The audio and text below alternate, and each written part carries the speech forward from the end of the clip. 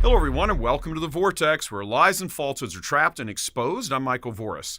When a candidate picks a vice president, there's usually a solid reason for landing on that person.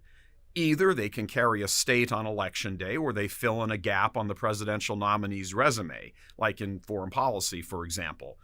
So Biden's pick of Kamala Harris is proving to be quite weird, practically brain dead, in fact.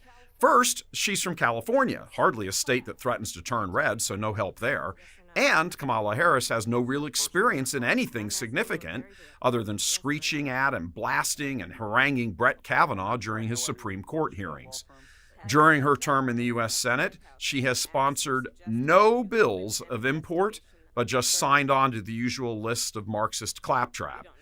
While she was in California as Attorney General before that, in a far more friendly Marxist environment, she was able to beat back pro-lifers and advance the cause of same-sex marriage. She's been picked by Biden because she's a woman, and he was under intense pressure from Marxists to pick a black woman, which every single person on earth understands means African American, not just someone who doesn't have white skin. You know, descendants of slaves, grown up in poverty, victims of white privilege, all of that. But Kamala checks none of those boxes, not a single one. For starters, her father admits in an online biography seen here that he is descended from Irishmen, and his side of the family owned a plantation in Jamaica, complete with slaves. Yep. Slaves. You heard right. Kamala is a descendant of slave owners. Likewise, she has absolutely zero biological ties to the African American community. She is not descended from sharecroppers. Her ancestors were not kidnapped from Africa and chained in slave ship galleys and sold in markets. None of that applies to her. And that's just her father's side. Her mother's side is even less applicable to the whole question of racism aimed at blacks. Her mother's family is from Madras, India. Mom was a cancer researcher who met and married Kamala's father in Berkeley, California in the 1960s when they were working and studying together. A few years later, her parents divorced. Mom got a nice job at a Canadian university, and Kamala, with her younger sister, went to live with her mother, where she grew up in a racist-free environment in Montreal. Kamala has, in fact, had none of the usual experience of what everyone understands as the American black experience. She's Jamaican and Indian. At least Obama was half black. Kamala is no black, commonly understood.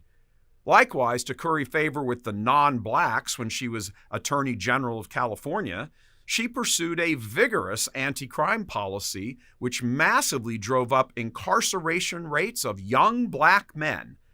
That's something her running mate, Joe Biden, also did when he was in the U.S. Senate, the same man who also verbally opposed desegregation in schooling. Kamala actually ripped him on stage at the party's primary debates for being a racist. You also worked with them to oppose busing.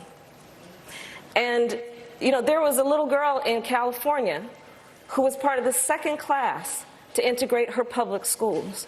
And she was bused to school every day. And that little girl was me. It's kind of curious, all this. A racist man who keeps insulting blacks with condescending comments, and a fake African-American woman who is not of African descent, but Jamaican and Indian, who will now march off together on a "blacks need to vote for us because we are woke" campaign, which will prove to be one of the most hypocritical shams in the history of U.S. politics. Likewise, a whole host of other weird questions arise from this pick. Kamala said she believes Tara Reade, the woman on Biden's staff back in the day who ultimately accused him of sexual assault. Harris flat out said she believes Tara Reade. So on top of accusing Biden of being a segregationist, meaning a racist, she also believes her running mate is a rapist. Out of her own mouth, she has accused Biden of being a racist and a rapist. Don't forget those points. She's descended from slave owners and thinks her running mate is a rapist and a racist. You can't make this stuff up. Add on to the list that she herself is a public anti-Catholic bigot. In 2018, in the Senate confirmation hearings for Brian Butcher for a federal judgeship, Kamala went off on him for his membership in the Knights of Columbus, specifically because the Catholic organization is opposed to abortion and same-sex marriage. In short, Kamala was applying a religious litmus test to a federal judgeship. Catholics had better beware of this monstrous ticket of fake Catholic Biden and anti-Catholic Kamala. But the Marxist media won't tell you all that. In fact, they don't know what truth and accuracy is. Anything, absolutely anything, any idea, policy, or proposal they don't like is automatically tagged as violent.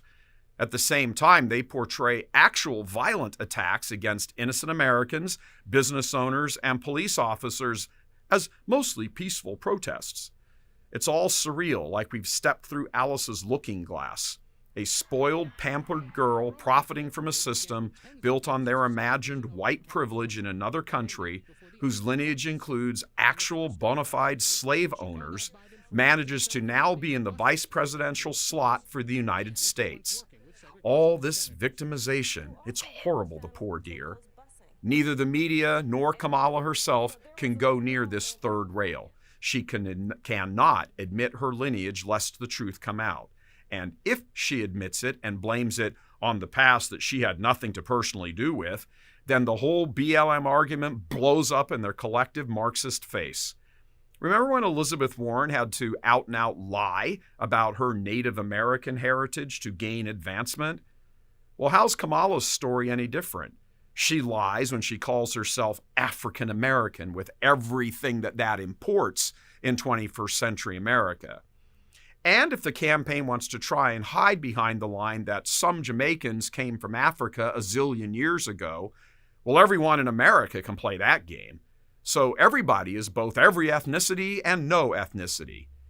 The Dems play the race card. They use identity politics to get elected. They even go so far as to nominate a descendant of slave owners. So every actual black woman in the Democratic Party should be asking right now, what's wrong with us, the actual descendants of slaves, as opposed to a descendant of slave owners? The Dems do have racism high on their list of issues, just not in the way they pretend. In that way, much of the U.S. hierarchy resembles the Democrats, harping on about fake issues of social justice and the environment in order to advance worldwide Marxism. It's going to be a heck of a remaining 80 days or so. God love you. I'm Michael Voris.